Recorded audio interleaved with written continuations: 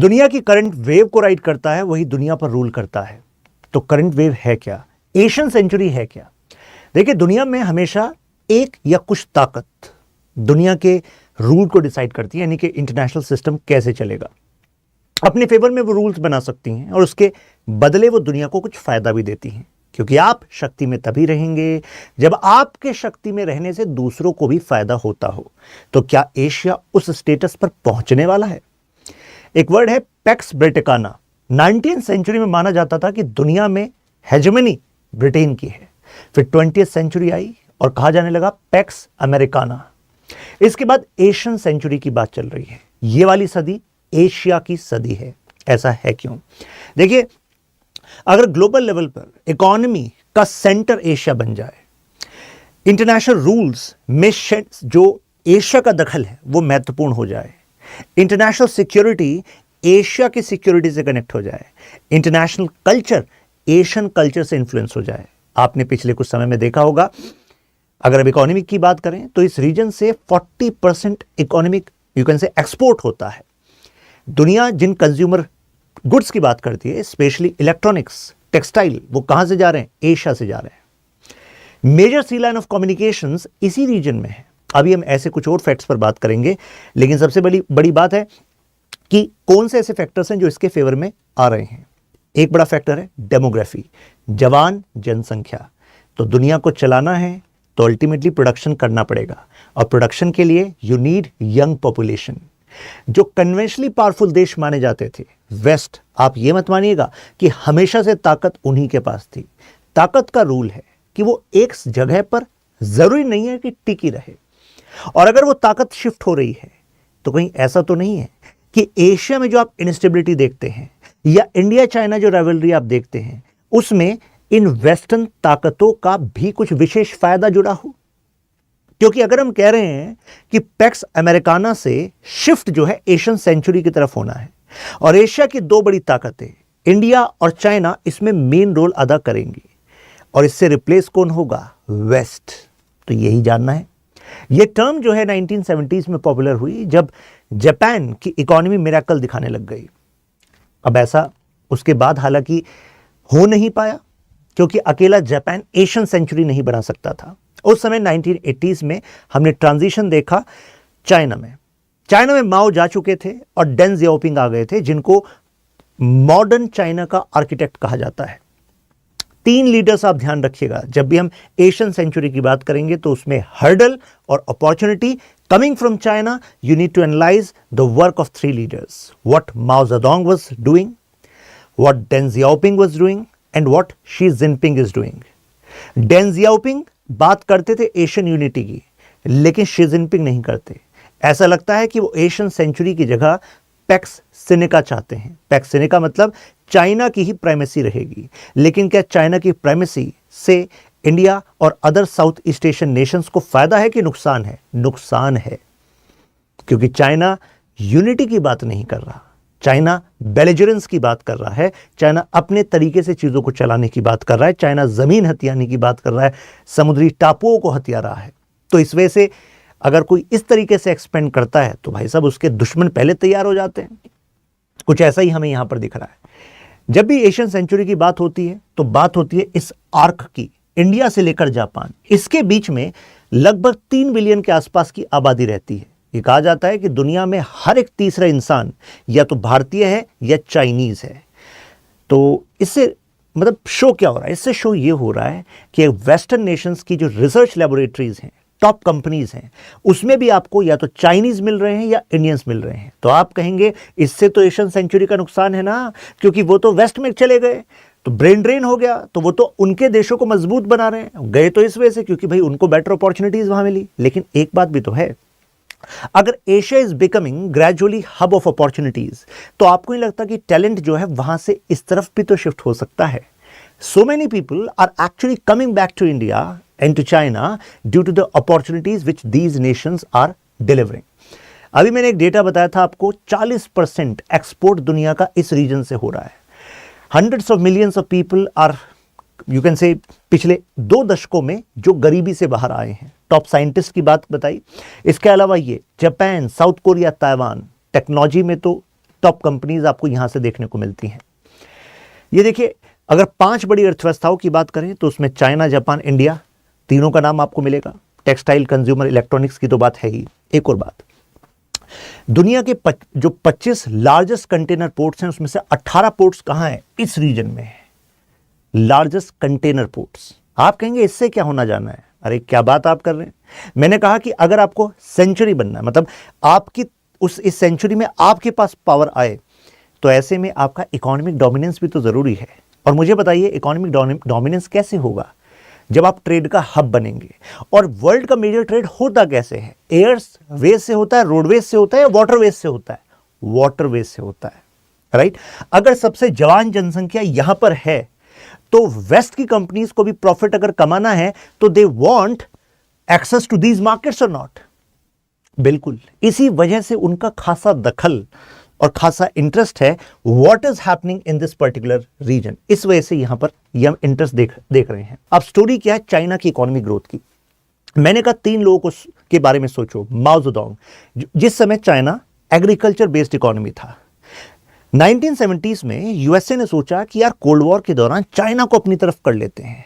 अगर दुश्मन वाली पार्टी कम्युनिस्ट है तो इसमें से एक को तोड़ लेते हैं, अपनी तरफ कर लेते हैं चाइना को, और इससे चाइना को हम अपने जैसा बना देंगे। चाइना ने कहा बिल्कुल आ जाइए, गले लग जाइए, हम भी आपकी तरह कैपिटलिस्ट बन जाएंगे। लेकिन चाइना ने एक यूनिक मॉडल मतलब पे काम किया जो वेस्ट ने भी एक्सपेक्ट नहीं किया था।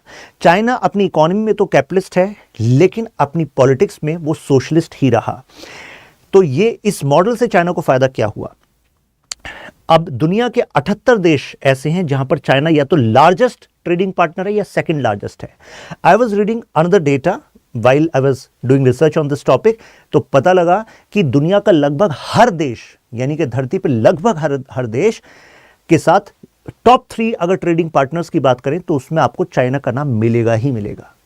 तो इससे चाइना को एक बड़ी पावर मिल रही है कि नहीं मिल रही है? मिल रही है। तो अगर एशियन सेंचुरी की बात करें, और मैंने कहा उसमें चाइना और इंडिया ये मेजर पावर हैं, मतलब ये इमर्जिंग पावर हैं, राइट। चाइना का स्टेटस काफ़ी ऊपर हो चुका है, इंडिया अभी काफ़ी कुछ हमें करना है। तो मुद्दा तो यह है कि लेकिन पावर तो शिफ्ट होती जा रही है, ऐसा पूरा लग रहा है। आईएमएफ की एक रिपोर्ट ने कहा कि चाइना जो इंपोर्ट करता है ना, वो जरूरी है डेवलप्ड नेशंस के लिए भी और जो स्मॉल आइलैंड नेशंस है उनके लिए भी। तो अगर चाइना का इंपोर्ट भी उनकी इकोनॉमी के सर्वाइवल के लिए जरूरी है, तो मुझे बताइए चिप्स किसके फेवर में है? चिप्स मतलब आप ये मानिए चाल किसके फेवर में है? भाई साहब, जियोपॉलिटिक्स का रूल है कि जो ज्यादा डिपेंडेंट है दूसरे पर उसी का एक्सप्लोटेशन होगा, ज्यादा डिपेंडेंट का होता है, राइट। अब जरा समझते डेंग जियाओपिंग का क्या एक्चुअली आउटकम रहा। देखिए, माओ के जाने के बाद डेंग जियाओपिंग ने ठान लिया था कि अगर गरीबी से लोगों को बाहर निकालना है तो अब इकोनॉमी को रिवाइव करना पड़ेगा। तो ये इसका रिजल्ट है। डेटा देखिए आप, मतलब अगर हम पर कैपिटा जीडीपी की बात करें तो कहा जाता है चाइना अकेला ऐसा देश है मॉडर्न टाइम का कि एक लाइफ में, मतलब एक ही जनरेशन में, जिसने क्वांटम लीप ली हो, इकोनॉमिक ग्रोथ की भी, मिलिट्री की भी, डिप्लोमेटिक स्टेटस की भी। चाइना, मैंने क्या कहा था, रूल कौन करेगा? जो इस समय की वेव पर राइड कर रहा होगा। तो इस समय की वेव क्या कह रही है? वेव सेमीकंडक्टर की है, वेव ईवी की है, wave renewable energy technology domination की है। दुनिया अगर एआई से चलने वाली है तो एआई के लिए बिग डेटा सेंटर्स चाहिए, एजीआई चाहिए, तो उस पर चाइना रिसर्च कर रहा है, ईवी पर चाइना रिसर्च कर रहा है। इवन कितनी सारी जो टॉप कंपनीज हैं यूरोप की और जो ईवी पर एक्सपेरिमेंटेशन कर रहे हैं, वो CATL नामक कंपनी की बैटरीज का इस्तेमाल कर रही हैं। और वो CATL कंपनी है किसकी? चाइना की। पेटेंट चाइनीज कंपनी के नाम पर है और ये बैटरीज मेजर जो ईवी यू कैन से ऑटोमोबाइल सेक्टर में है, वो इन्हीं की बैटरी का इस्तेमाल कर रहे हैं। तो एक तरीके से कुछ आपको नहीं लग रहा कुछ रिवर्स हो रहा है? एक समय पर वेस्टर्न कंपनीज का पेटेंट आप यूज कर रहे हो तो चुपचाप पैसा देते रहो, जो आज भी हो रहा है। आपके फॉर एग्जांपल गूगल और आपका अमेजन, माइक्रोसॉफ्ट, हर जगह यही तो है। पेटेंट से उन्होंने दुनिया पर कंट्रोल रखा हुआ है, एक इकोनॉमिक हेजेमनी बनाई हुई है। कोई उनके कंपटीशन में है नहीं, क्योंकि they have created the platform जिस पर कि हम सब काम कर रहे हैं। प्लेटफॉर्म इन्होंने बनाया है। तो चाइना कहता है अब नेक्स्ट जो प्लेटफॉर्म्स है वो हम बनाएंगे। तो एक ये स्ट्रेटेजिक राइवलरी भी चल रही है। अब यहां पर वेस्ट में ऐसी क्या गलती हो गई जिससे हमें लग रहा है कि अब पावर शिफ्ट हो रही है? तो मैं 2 लीडर का नाम लेना चाहूँगा 1970s में। रीगन, जो कि यूएस के प्रेसिडेंट थे उस समय, एक वर्ड पॉपुलर हुआ रीगनॉमिक्स, वो थी इनकी इकोनॉमिक पॉलिसीज़। और ब्रिटेन में उस समय थी मार्गरेट थैचर, उनकी पॉलिसीज़ को हमने कहा थैचरिज्म। इन्होंने सोचा कि यार actually government should not intervene into the market, government should come on the back foot. तो उन्होंने कहा कि economy should be run with invisible hand. तो ये भी कहा जाता है कि 1970s के जो फैसले थे उसकी वजह से गवर्नमेंट इंस्टीट्यूशंस की पकड़ ऑन इकोनॉमिक पॉलिसीज वो कुछ कमजोर ही रही, वो रेगुलेशन इतना नहीं कर पाए। लेकिन एशिया की बात करें, जैसे चाइना की बात करें, या फिर आप सिंगापुर की बात करें या इंडिया की बात करें, तो आपको नहीं लगता यहां पर गवर्नमेंट का दखल वेस्टर्न नेशन से ज्यादा रहा? अब दखल हमेशा नुकसानदायक नहीं होता। अब इनकी तो लैंग्वेज ऐसी थी, इनका कहना था कि जो प्रॉब्लम है वो गवर्नमेंट है और गवर्नमेंट को बैकफुट पे होना होगा, इनविजिबल हैंड से चलेगा, डिमांड सप्लाई से चलेगी इकोनॉमी। लेकिन हमने ऐसा नहीं कहा। ली कुआन यू, जिन्होंने सिंगापुर को एक ग्लोरीफाइड म्यूनिसिपैलिटी मान लीजिए, एक ऐसे हालात थे एक टाइम पर सिंगापुर के, उससे दुनिया का अगर इकोनॉमिक रोड मैप की बात करें तो उसमें एक डेवलप्ड नेशन बना दिया। तो ली कुआन यू का भी कहना था कि भाई साहब एशिया के जो देश है ना वो वेस्ट के कॉपी पेस्ट मॉडल से नहीं चलेंगे, यहां पर स्टेट रेगुलेटेड मॉडल से इकोनॉमिक ग्रोथ आएगी। तो वो हमने यहां पर देखा भी, राइट। इसी तरीके से जैसे पेंडेमिक वाला टाइम था, तो पेंडेमिक वाले टाइम में we were able to address this issue in a better manner than the crisis which were happening in the west. आपको नहीं लगता उस समय सरप्राइज तो हो रहे थे हम कि यार ये यूरोपियन नेशन तो हमने सुना है डेवलप नेशन है, ये क्या चल रहा है? इटली में इतना मैसिव क्राइसिस है, फ्रांस में क्राइसिस, यूएसए में क्राइसिस, राइट। अब इंडिया की ग्रोथ ट्रेजेक्टरी, इंडिया का क्या एडवांटेज है? एक तो है रेजिलेंट इकोनॉमी। अभी हमने पेंडेमिक का जिक्र किया तो आपको पता होगा कि जो शेप, मतलब एक तरीके से वी शेप हमने जो रिकवरी हासिल करी थी, तो वो एक तरीके से मैसेज था वर्ल्ड को, तो they can trust India, they can invest in the growth story of India. Compound annual growth rate की बात करूं जो 2030 तक का प्रोजेक्टेड है, दैट इज अराउंड 17%, 17%। आप कहेंगे मतलब क्या हुआ? मतलब ये हुआ कि जो भारत में निवेश करेगा 17% के आसपास तो ऑन एन एवरेज उस इन्वेस्टमेंट पे रिटर्न पाएगा। तो भाई साहब यही तो ट्रस्ट है। तो ट्रस्ट है तो एक तरीके से shift in investment is going to also reflect shift in power, right. तो वाइब्रेंट स्टार्टअप सिस्टम है, मैन्युफैक्चरिंग पर हम फोकस कर रहे हैं। आईटी हमारा you can say plus point है, लेकिन केवल आईटी बेस्ड सर्विसेज से नहीं, हमें नेक्स्ट जेन आईटी सर्विसेज पर काम करना होगा। फार्मा की तो मतलब we are being considered as farm of the world, especially in generic medicine. हम लो कॉस्ट सॉल्यूशंस दे रहे हैं मेडिकल फील्ड में टू एशियन अफ्रीकन कंट्रीज। तो आप कहेंगे वेस्ट को इनकी क्या जरूरत है? आपको अगर ऐसा लग रहा हो तो जरा सर्च कीजिएगा यूके, कनाडा, यूएसए, यहाँ पर जो मेडिकल फैसिलिटीज है इंडिया और अगर आप उनको कंपेयर करें तो in many developed nations what we are observing कि आपने हैवी टैक्स दिया गवर्नमेंट को और इसके बदले आपने गारंटी ली कि yes you are going to get the health care from the government, और आपको एक सर्जरी करानी है तो आपको 3 से 4 महीने वेट करना पड़ रहा है। इंडिया के केस में हम जानते हैं कि ठीक है गवर्नमेंट की जो कैपेबिलिटी है वो लिमिटेड है in comparison to the population, लेकिन अगर प्राइवेट सेक्टर की बात करें तो प्राइवेट सेक्टर में हमारे पास कंपैरेटिवली लो कॉस्ट सॉल्यूशंस मौजूद हैं। अगर हम वेस्ट से कंपेयर करें तो आपको 4-5 महीने कम से कम इंतजार नहीं करना पड़ता। आपको पता है ठीक है यार हम यहाँ पर ये इलाज करा लेंगे, राइट। चाहे आप कार्डियक सर्जरी की बात करें, इवन रूट कैनाल की बात करें, आप में से कुछ लोग जानते होंगे कि अगर हम टोटल खर्चे की बात करें, income versus expenditure, out of pocket expenditure on a particular disease, तो यू विल फाइंड कि India is doing better in that particular field. तो ये एक एडवांटेज वाली बात हो सकती है, राइट। अब गेन्स की बात करें, जैसे रिसर्च, एक सेकंड, ये वाली बात मैं आपको बता दूं 17% CAGR वाली। नाउ अब ये तो अच्छी बात हो गई, लेकिन क्या स्टोरी बिल्कुल स्मूथ है? एशियन सेंचुरी आने वाली है, वेस्ट की हेजेमनी जाने वाली है? नहीं, इसमें कुछ दिक्कतें हैं। सबसे बड़ी दिक्कत, हम कह रहे हैं कि भाई इकोनॉमिक डोमिनेंस इसमें मेन रोल अदा करेगा, लेकिन क्या जो इकोनॉमिक ग्रोथ रेट है वो सस्टेन्ड है?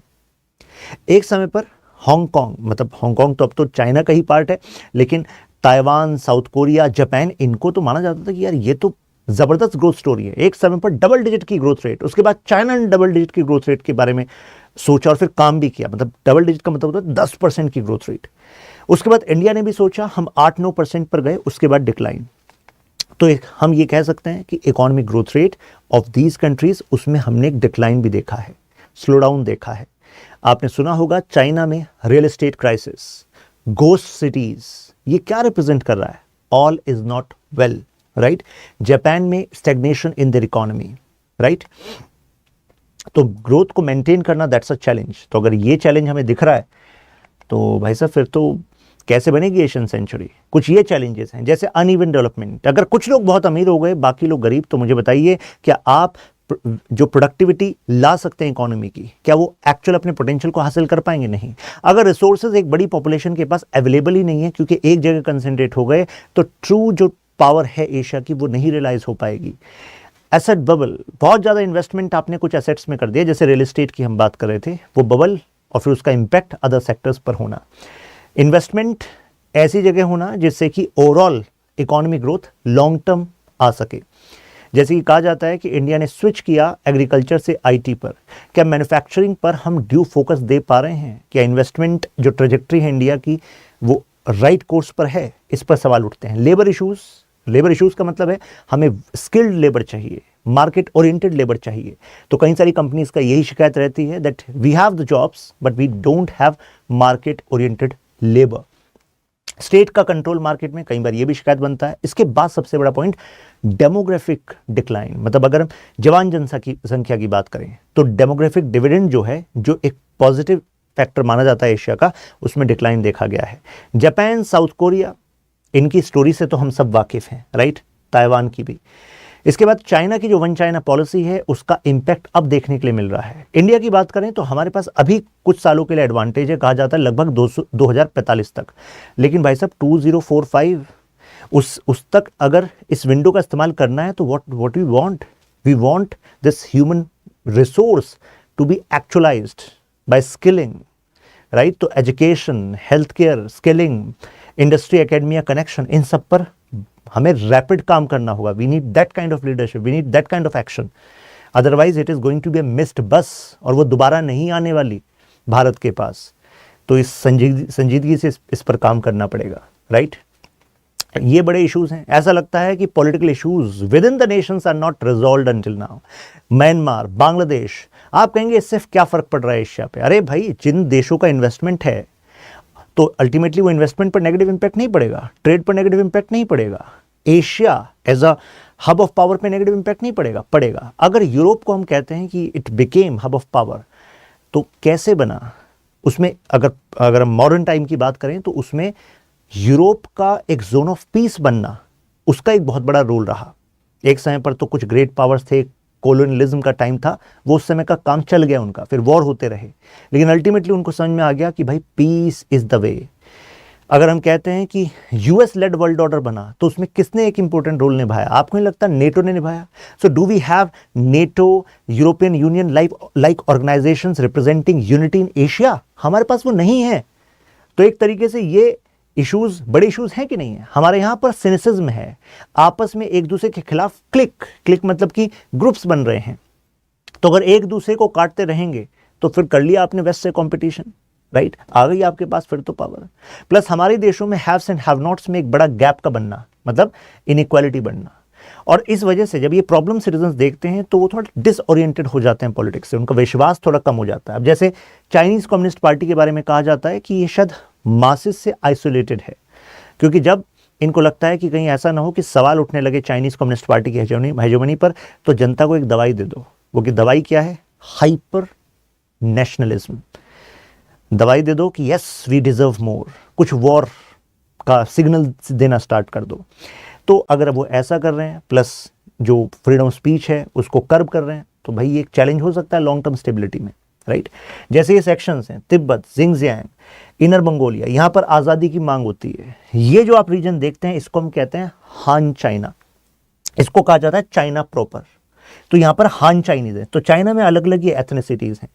चाइना चाहता है कि ये जो रीजन्स हैं इनको अपने अंदर ही रखे, मतलब अंदर रखे, दबा कर रखे।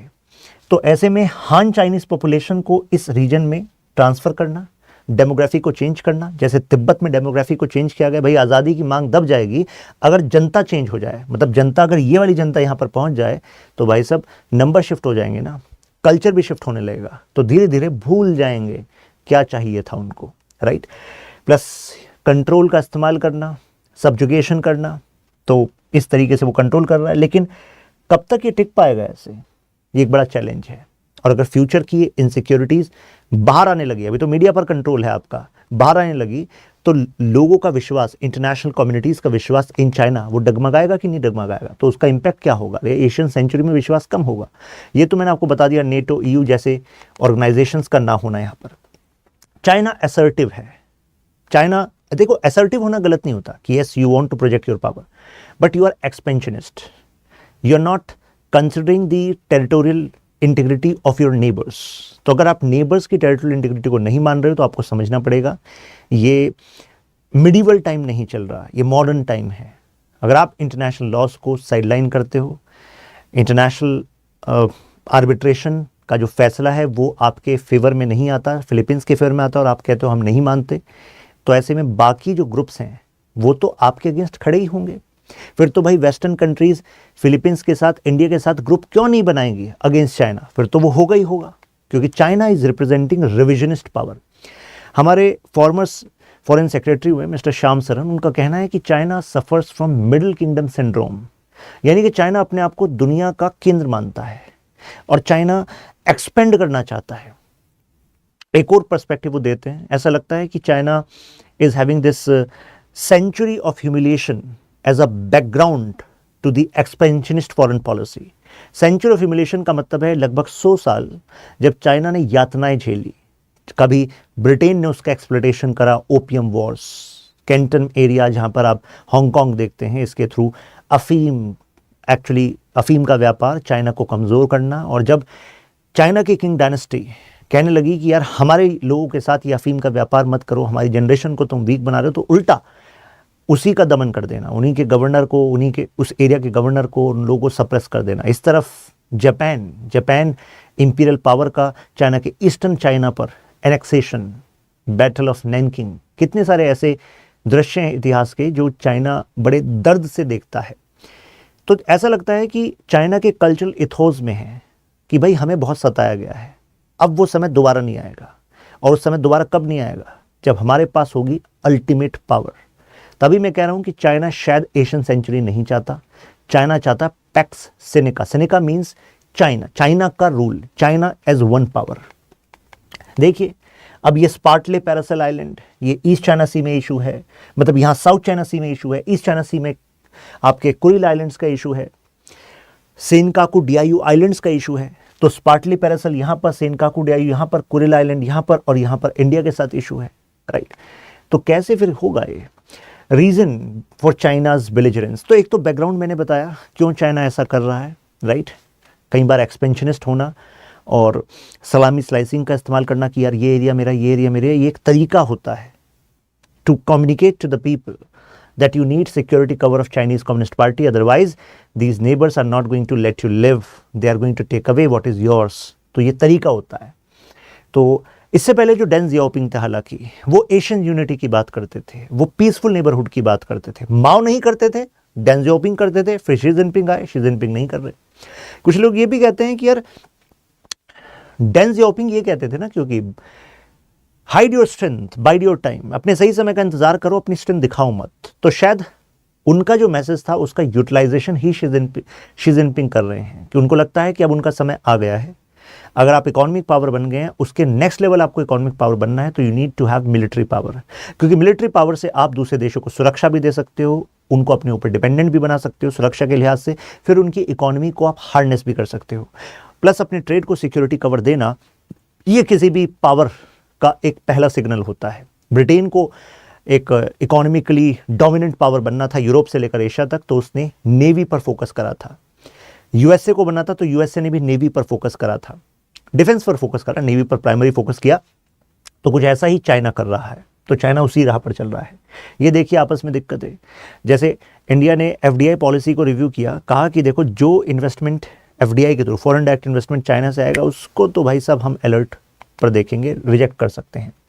प्लस इंफ्रास्ट्रक्चर, टनल्स, ब्रिजेस, तो अब हमने रैपिडली इंक्रीज कर दिया है आफ्टर गालवान। तो ये शो क्या कर रहा है कि देखो जैसे ही हम वहाँ पर बॉर्डर पर इंफ्रास्ट्रक्चर को बढ़ाते हैं तो चाइना वहाँ पर इनकर्शंस को शुरू कर देता था, और अभी भी ऐसा करता है, जैसे गालवान के टाइम पर किया था।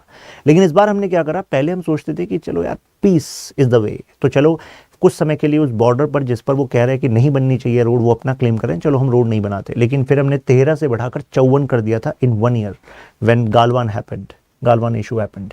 यहाँ पर देखिए स्टेटमेंट, एस जयशंकर कह रहे हैं कि देखो चाइना लाख बात कर ले एशियन सेंचुरी की, लेकिन bonhomie is not possible if Chinese forces are doing incursions in India.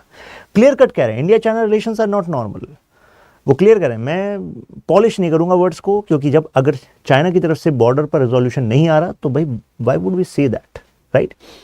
देखिए 11 ऐसे प्लेसेस हैं जिसको इन्होंने रिनेम कर दिया, अरुणाचल प्रदेश के अपना एरिया बता रहे हैं। तो एक तरीके से ये इशू शो करता है Asian century is getting threatened. अगर इंडिया चाइना साथ नहीं है तो एशियन सेंचुरी का सपना पूरा नहीं हो सकता। ये बात खुद चाइनीज फॉरेन मिनिस्टर वैंग यी ने कही थी। अब कैन इंडिया चाइना कन्वर्स? तो I was reading one journal where Wang Yi and C Raja Mohan, famous commentator हैं इंटरनेशनल रिलेशंस पर, तो उन्होंने एक जॉइंट डॉक्यूमेंट रिलीज किया था। डॉक्यूमेंट का नाम था कि convergences and divergences in India's relations, India China relations. तो दे वर सेइंग कि इंडिया और चाइना में जितनी आप गैप देखते हो, ये पूरा गैप केवल इंडिया चाइना का नहीं है, कहीं ना कहीं इसमें वेस्टर्न जो पर्सपेक्टिव है वो भी इन्वॉल्व है। वेस्ट का फायदा है to actually use India against China, और चाइना नहीं चाहता कि वेस्ट का मतलब यूज हो, तो इस वजह से चाइना डाइवर्जेंस में है। लेकिन इंडियन पर्सपेक्टिव का कहना है यार, अब आप 1962 की बात करो तो 1962 में कौन सा यूएस से इंडिया का रिलेशन मजबूत था भाई? तो उस समय भी क्या चाइना ने 1962 का वॉर नहीं किया? करा। क्या उस समय उन्होंने जो हमारा अक्साई चीन वाला एरिया है उसमें हाईवे नहीं बनाया? बनाया। तो ये बात बेबाकी है कि केवल वेस्ट की तरफ इंडिया जा रहा है, इस वजह से चाइना इज बिकमिंग बेलिजरेंट। नहीं, China is an expansionist power, right. तो we need to deal with China accordingly. लेकिन फिर भी क्या कुछ स्कोप बैठता है कन्वर्जेंस का? तो कहा जाता है कि ग्लोबल इश्यूज पर चाइना और इंडिया साथ हों तो यस, ग्लोबल इश्यूज रिजोल्यूशन में बेटरमेंट हो सकता है, राइट। जैसे अब रशिया की बात करें, रशिया यूक्रेन की बात करें, तो वहां पर भी चाइना और इंडिया हालांकि दोनों अपोजिट हैं, लेकिन न्यूट्रलिटी शो कर सकते हैं, वहां पर कुछ बीच का रास्ता निकाल सकते हैं। दोनों इस बात के खिलाफ हैं कि ये वेस्ट जो है यूनिलेटरली सैंक्शन लगा देता है ईरान पर, रशिया पर, और वर्ल्ड इकोनॉमी को उसका खामियाजा उठाना पड़ता है, राइट। जो इन्होंने मिलिट्री एक्शन लिया सीरिया इराक में, हम दोनों उसके खिलाफ थे। इंडियन ओशन में कोऑपरेशन हो सकता है, प्रोबेबिलिटी, मतलब अभी तो नहीं हो रहा, बट पॉइंट इज कि अगर ये साथ हो जाए तो यस, एशियन सेंचुरी करीब हो सकती है। ऐसे ही infrastructure, rapid infrastructure under BRI आपके अफ्रीका में, यूरोप में, तो अभी क्या है वो उन देशों को नुकसान पहुंचा रहा है। लेकिन अगर चाइना अपना रुख सही करे फ्यूचर में, उसको लगे कि यार ये तो पूरी दुनिया ही मेरे खिलाफ हो गई, तो चलो अब सुधर जाते हैं, तो इस एरिया में भी कोऑपरेशन फ्यूचर में हो सकता है। और उसके बाद काउंटर टेररिज्म, अभी तक इंटरनेशनल लेवल पर कोई कॉम्प्रिहेंसिव टेररिज्म की ट्रीटी नहीं बन पाई UN के लेवल पर, जिसको इंडिया कितने सालों से बोलता रहा है। जिनको हम टेररिस्ट कहते हैं, चाइना कहता है ये टेररिस्ट थोड़ा है। For example Masood Azhar, Pakistani terrorist. तो ऐसे में कैसे बात बन पाएगी भाई? लेकिन terrorism is problem of India only? नहीं, ये तो दुनिया की प्रॉब्लम है। तो ऐसे में यहां पर कोऑपरेशन जरूरी है। तो कंक्लूजन के तौर पर हम कह सकते हैं कि Asian century need stability in Asia, need economic growth in Asia. We can not have long slowdowns any more, right. This is like a opportunity of this century, यानी कि अभी हम 2024 में हैं, राइट। तो 2100 मतलब 2100 तक का ये पूरा समय है, राइट। तो अगले 10 से 20 साल डिसाइड करेंगे क्या वाकई एशियन सेंचुरी होगी, क्या वाकई आप और हम एक ऐसे समय में इंटरनेशनल रिलेशंस को देख रहे होंगे जब वेस्ट नहीं डिटरमाइन करेगा what is good for the world, Asia से डिसाइड होगा what is good for the world. चलिए, होप फॉर द बेस्ट।